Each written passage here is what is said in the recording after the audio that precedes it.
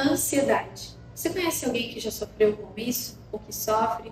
Ou você mesmo já passou por isso? Eu fui uma pessoa que sofria de ansiedade. No meu caso, eu tinha palpitação, choro excessivo, angústia. Era algo que atrapalhava o meu dia, destruía os meus relacionamentos. E nós sabemos que é muito comum isso acontecer hoje, né? Quantas pessoas, quantos adolescentes, quantos pais, mães, sofrem de ansiedade? E se você convive com alguém assim, ou se você é essa pessoa, você sabe melhor do que nós o quanto isso é destrutivo e o quanto atrapalha no relacionamento.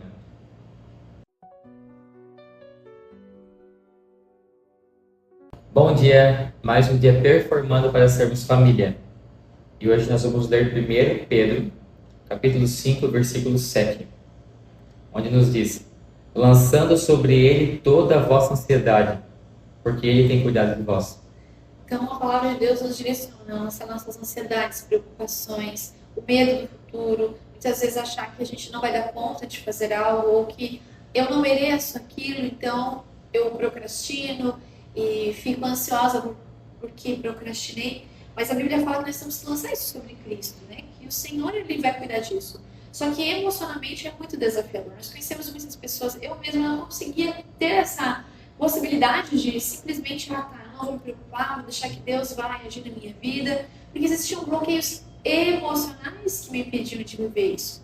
E tem muito a ver com a ausência de sonhos, a pessoa que ela não tem nada para conquistar, não tem um rumo, mas principalmente para pessoas que às vezes sonham muito longe da realidade. Mas é ruim sonhar longe? Não. É ruim ficarmos estagnados na realidade em que estamos. É quando você olha a distância dos teus sonhos e olha onde você está, você vê que tem um longo caminho para percorrer. Isso gera ansiedade e pode acreditar que não vai conseguir chegar lá. Então fica aquela afobação, aquele desespero para chegar lá. Então qual que é o convite? O convite é para que a gente olhe o estado atual e vai buscando sempre a melhor versão, vai curando as crenças, vai olhando a crença de escassez, de merecimento, de capacidade, vai trabalhando a sua identidade, para que você vá se tornando a pessoa que precisa se tornar para alcançar esses sonhos.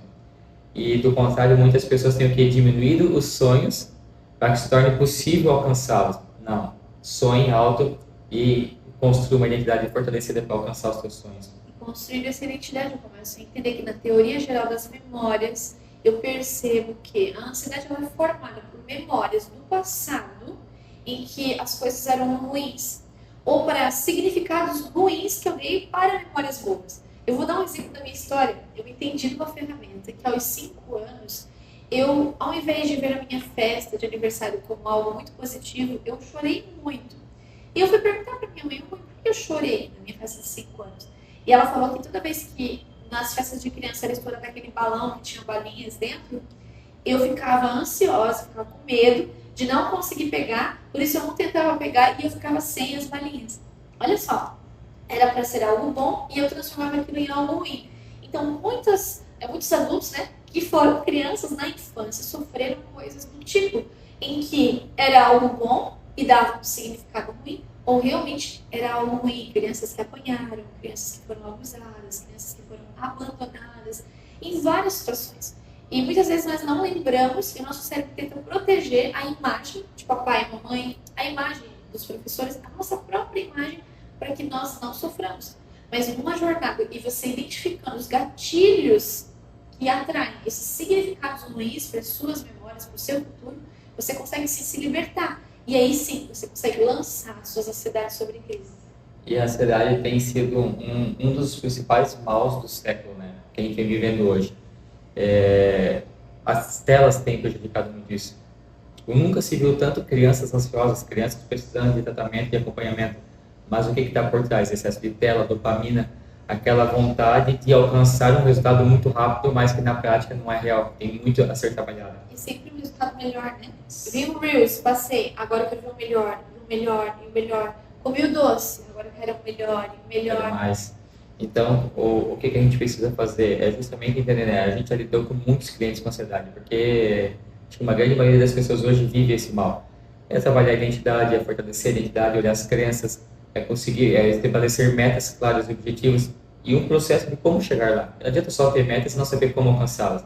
Então, é um processo que você precisa viver, um acompanhamento de uma pessoa que entende do assunto profissional, que vai te direcionar por um caminho assertivo, para que você reduza a tua ansiedade, alinhe os seus objetivos e se torne essa pessoa que vai alcançar esses objetivos. E eu acho algo incrível para a gente finalizar o vídeo e orar também para essas famílias, é entender que às vezes a gente tem uma meta clara. Eu e o Rafa, a gente tinha metas claras financeiras, mas nós não tínhamos a carência de merecimento o suficiente para contratar alguém que fosse nos ajudar nessas metas. Nós sabíamos o que nós gostaríamos, mas nós não conseguimos colocar em prática e não conseguimos pagar alguém para nos ajudar. Então, muitas vezes, você que está aí do outro lado também sabe que precisa melhorar o teu casamento, o teu relacionamento com os filhos, as tuas finanças, mas não tem essa coragem de vir para um evento da família que performa ou um curso de algum outro mentor que realmente trabalhe os teus princípios e valores e busque a verdade na palavra de Deus. Você tem essa oportunidade? Comece a separar, né, no teu financeiro todos os meses um investimento para crescimento pessoal e profissional. É um ponto muito importante aqui. Hoje se trata a ansiedade com remédio. Ok? Profissionais têm esse conhecimento para dar essa direção. Mas quando a gente entende que a ansiedade, ela não é uma crença, ela não é um vício. Ela é um gatilho para que você vá alimentar o teu vício. Por exemplo, eu sou muito ansioso. Ok, na ansiedade, o que você está sentindo? Eu sinto medo, eu sinto preocupação, eu sinto que eu não alcanço, que eu não consigo realizar. Então, tem crenças para serem trabalhadas, porque a ansiedade não é a tua crença, não é a tua dor. Ela é um gatilho.